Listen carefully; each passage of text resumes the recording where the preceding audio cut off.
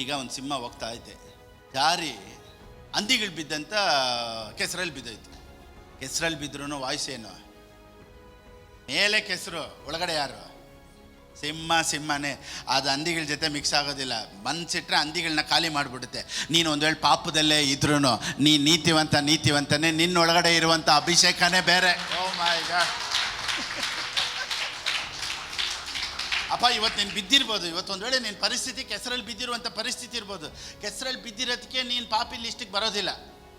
ಇವತ್ತು ಕಣ್ಣು ಪ್ರಾಬ್ಲಮ್ ಇದ್ದರೆ ಲೆನ್ಸಲ್ಲಿ ನೋಡ್ತಾರೆ, ಲಿವರ್ ಪ್ರಾಬ್ಲಮ್ ಇದ್ದರೆ ಸ್ಕ್ಯಾನ್ ಮಾಡ್ತಾರೆ ಅಲ್ವಾ? ಥ್ರೋಟಲ್ಲಿ ಇಲ್ಲ ಒಳಗಡೆ ಏನು ಪ್ರಾಬ್ಲಮ್ ಇದು ಅಂತ ಎಂಡೋಸ್ಕೋಪಿ ಇಡ್ತಾರೆ. ಹಾರ್ಟ್ ಪ್ರಾಬ್ಲಮ್ ಇದೆಯಾ ಅಂತ ಕಂಡುಹಿಡಿಯೋದಕ್ಕೆ ಎಕೋ ಟೆಸ್ಟು, ECG. ಹೌದು. ತಲೆಯಲ್ಲಿ ಏನಾದರೂ ಪ್ರಾಬ್ಲಮ್ ಇದೆ ಅಂತ ಕಂಡುಹಿಡಿಯೋಕ್ಕೆ MRI ಸ್ಕ್ಯಾನ್. ಮನಸ್ಸಲ್ಲಿ ಏನು ಪ್ರಾಬ್ಲಮ್ ಇದೆ ಅಂತ ಕಂಡುಹಿಡಿಯೋಕ್ಕೆ ಯಾವುದೂ ಇಲ್ಲ. ಅದು ಕಂಡುಹಿಡಿಬೇಕಾದ್ರೆ ನಿಮ್ಮನ್ನು ಸ್ವಲ್ಪ ಹೊತ್ತು ಮಾತಾಡೋಕ್ಕೆ ಬಿಡಬೇಕು. Don't do. ಯಾವ ಪ್ರಸಂಗ ಗೊತ್ತಾ? ಸೀನಾಯಿ ಬೆಟ್ಟದ ಪ್ರಸಂಗ. ಇಟ್ಸ್ ಡನ್ ಅನ್ನೋ ಪ್ರಸಂಗ ಏನು ಗೊತ್ತಾ? ಕಲ್ವಾರಿ ಶಿಲುಬೆಯ ಪ್ರಸಂಗ. Price the lord. ಶಿಲುಬೆಯಲ್ಲಿ ದೇವರು ಹೇಳ್ತಾರೆ ಎಲ್ಲ ತೀರಿತು, ಎಲ್ಲ ಮುಗೀತು ಅಂತ ಏನು ಹೇಳ್ತಾರೆ ಗೊತ್ತಾ? ಇದನ್ನು ಮಾಡು ಅಂತ. ಇದಕ್ಕೆ ಮೇಲಿಲ್ಲ, ಎಲ್ಲ ತೀರಿತು ಅಂದರೆ ಬೇರೆ ನಾನು ಮಾಡಿದ್ದನ್ನು ನೀವು ನಂಬಿ ಸಾಕು, ಮಿಕ್ಕಿದ್ದೆಲ್ಲ ನಾನು ಮಾಡ್ತೀನಿ ನಿನಗೆ. ಓ ಮೈ ಗಾಡ್. ಸೊ ನಾವ್ just only one message. It's not about do and don't do. It's all about it's done. ಇವತ್ತು ನಮ್ಮ ಪ್ರಸಂಗ ಏನು ಗೊತ್ತಾ?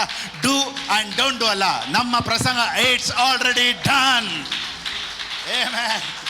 It's already done. Oh my. Every blessing is mine in the name of Jesus. Amen. All the miracles is mine in the name of Jesus. ನಾನೇನು ಹೇಳ್ತೀನಿ, apple ಐತೆ, orange ಐತೆ, ಸಪೋಟ ಐತೆ, ಸೀತಾಫಲ ಐತೆ, ಬಾಳೆಹಣ್ಣು ಐತೆ, ಮಾವಿನ ಹಣ್ಣು ಐತೆ, ಎಲ್ಲ ಐತೆ. ಆದರೆ ಒಳಗಡೆ ಭಯ ಐತೆ. ಇವ್ರಿಗೆ ಅದೆಲ್ಲ ಮುಖ್ಯ ಇರಲಿಲ್ಲ.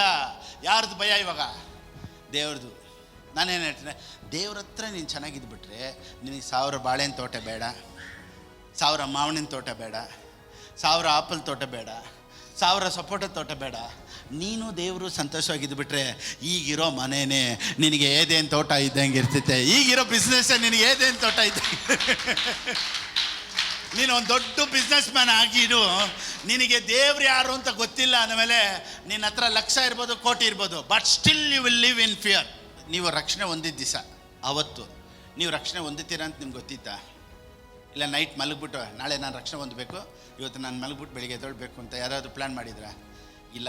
ಎಲ್ಲೋ ಅಕಸ್ಮಾತಾಗಿ ಎಲ್ಲೋ ಹೋದ್ರಿ, ಅಕಸ್ಮಾತಾಗಿ ಯಾರೋ ಒಬ್ಬರು ಮೀಟ್ ಮಾಡಿದ್ರಿ, ಅಕಸ್ಮಾತಾಗಿ ಒಂದು ಜಾಗಕ್ಕೆ ಹೋದ್ರಿ, ಅಕಸ್ಮಾತಾಗಿ ಒಂದು ಎಮ್ಮನ್ ಮೀಟ್ ಮಾಡಿದ್ರಿ, ಅಕಸ್ಮಾತಾಗಿ ಒಂದು ಟ್ರ್ಯಾಕ್ ಸಿಕ್ತು, ಅಥವಾ ಅಕಸ್ಮಾತಾಗಿ ಒಬ್ಬರನ್ನ ಯಾರೋ ಚರ್ಚೆಗೆ ಕರ್ಕೊಂಡೋದ್ರು, ಅಥವಾ ಯಾರೋ ಒಂದು ಫ್ರೆಂಡ್ ನಿಮ್ಮ ಹತ್ರ ಮಾತಾಡಿದ್ರು, ಅಥವಾ ಯಾರೋ ಒಂದು ಪಾಸ್ಟರ್ ನಿಮ್ಮ ಹತ್ರ ಮಾತಾಡಿದ್ರು. ಎಲ್ಲೋ ಒಂದು ಕಡೆ ನೀವು ಕನೆಕ್ಟ್ ಆಗಿ ಯೇಸು ಸ್ವಾಮಿನ ಸ್ವಂತ ರಕ್ಷಕನಾಗಿ ಸ್ವೀಕಾರ ಮಾಡ್ಕೊಬೇಕು ಅನ್ನೋ ದಿನ ಆವತ್ತಿತ್ತು.